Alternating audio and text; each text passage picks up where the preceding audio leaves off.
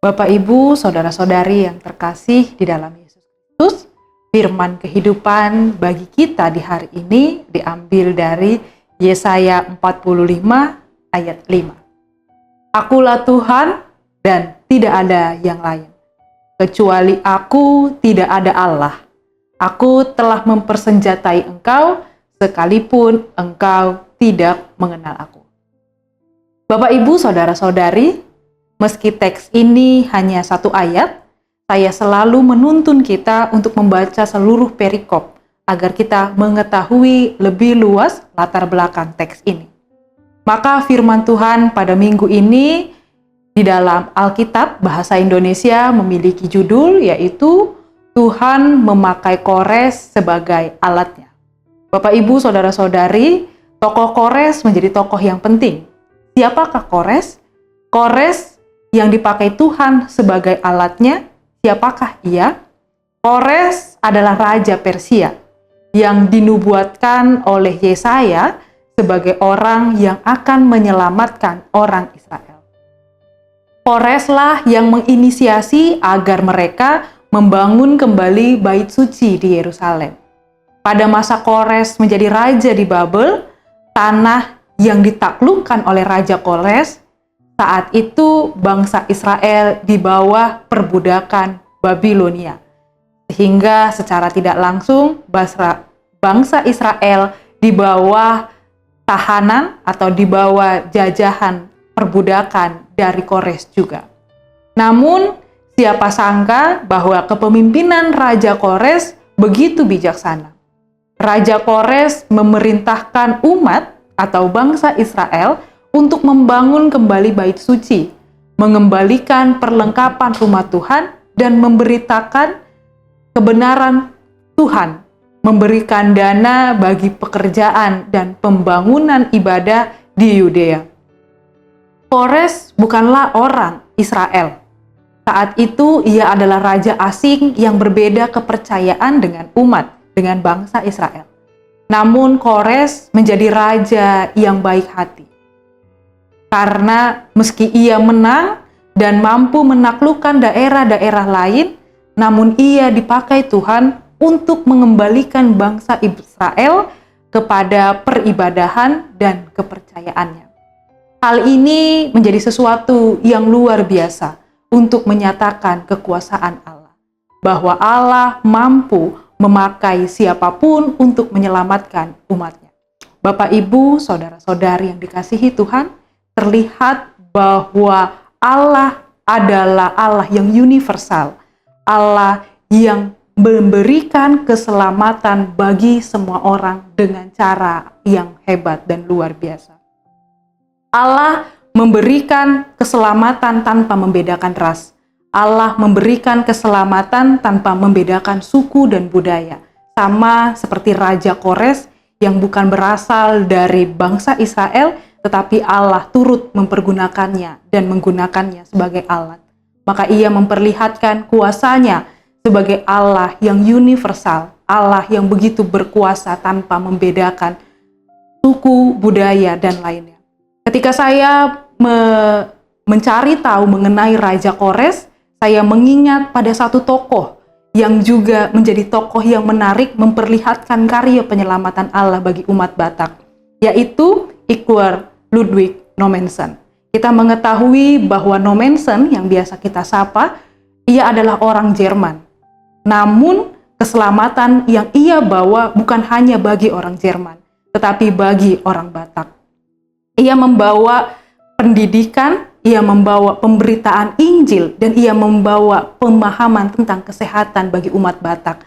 Sehingga umat Batak boleh keluar dari kegelapan dan menerima keselamatan dari Allah. Kita mengetahui bahwa janji keselamatan Allah akhirnya kita terima dari pekabaran Injil yang diberikan oleh Nommensen bagi umat Batak. Hal ini memperlihatkan bahwa kita pun turut diselamatkan bukan hanya dari karya Allah dan sesama kita, tetapi karya keselamatan Allah kita lihat dari orang yang berbeda suku, berbeda negara dari kita. Maka Bapak, Ibu, saudara-saudari, karya Allah bisa dari mana saja. Begitu juga bisa melalui kita. kita pun bisa menjadi karya, kita pun bisa menjadi alat Allah jika kita mau terbuka, jika kita mau memahami, dan jika kita mau seturut dengan kehendak Allah. Keterbukaan kita untuk menerima pengajaran, keterbukaan kita untuk memberikan keselamatan dan menolong orang lain, itu adalah gambaran bahwa kita pun mau dipakai Allah untuk memberikan keselamatan bagi orang lain melalui perbuatan baik dan buah dari iman yang kita lakukan. Bapak, Ibu, saudara-saudari yang dikasihi Tuhan, hari ini pada Almanak diperingatkan sebagai Hari AIDS HIV sedunia. Kita mengetahui bahwa ketika mendengar kata ini, itu menjadi sesuatu hal yang mengerikan bagi kita. Bagaimana ini memberikan dampak yang tidak baik, bagaimana ini menjadi penyakit yang begitu memberikan momok yang menakutkan bagi kita.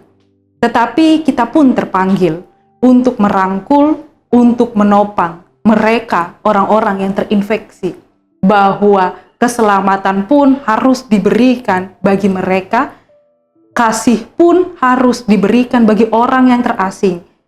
Bahkan kita pun juga harus merangkul mereka sebagai orang-orang yang memberikan dan mendapatkan keselamatan daripada Allah. Kita mengetahui bahwa HIV dan AIDS merupakan hal yang perlu dijauhkan, sehingga generasi muda, generasi baru tidak lagi mendapatkan dan tidak lagi terkena penyakit tersebut. Tetapi satu hal yang perlu diingat bahwa mereka yang terinfeksi, ODA, adalah bagian daripada panggilan kita untuk merangkul mereka. Inilah karya keselamatan kita bagi mereka. Kita yang telah mengenal Allah, lebih lagi dipakai Allah untuk memberitakan keselamatan. Bapak, Ibu, saudara-saudari, kiranya firman Tuhan pada hari ini memberikan kekuatan bagi kita. Allah dapat memakai kita dan memakai orang lain untuk memberitakan keselamatan. Yang menjadi pertanyaan, siapa yang terbuka untuk dipakai Allah menjadi alatnya memberitakan keselamatan? Kiranya kita yang telah mengenal, yang telah mendengar, dan terus dituntun dan dibimbing oleh firman Allah, melakukannya di dalam kehidupan kita setiap hari. Sehingga nyatalah kita dipakai Allah untuk memberikan keselamatan bagi orang lain. Amin. Mari kita bersatu di dalam doa.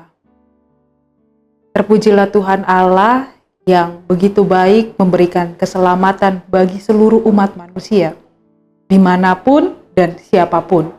Kiranya Tuhan, Engkaulah Allah yang universal, yang tidak membedakan keselamatanmu bagi siapapun, memberikan kasih-Mu kepada kami, sehingga kami pun dapat memiliki hati yang luas dan mampu mengasihi sesama kami.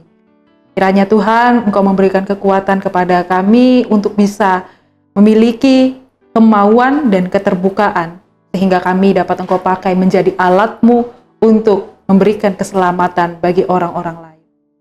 Kiranya kami yang telah mengenal-Mu, begitu juga kami yang telah merasakan berkat dan mengakui berkat-Mu, kiranya kami pun dapat menjadi berkat bagi orang lain.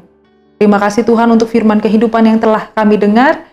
Kiranya firman ini memberikan kekuatan bagi kami untuk melangkah di dalam kehidupan kami hari ini. Terpujilah nama-Mu Tuhan, kekal untuk selama-lamanya. Hanya melalui nama anak-Mu Tuhan Yesus Kristus kami berdoa dan mengucap syukur. Amin.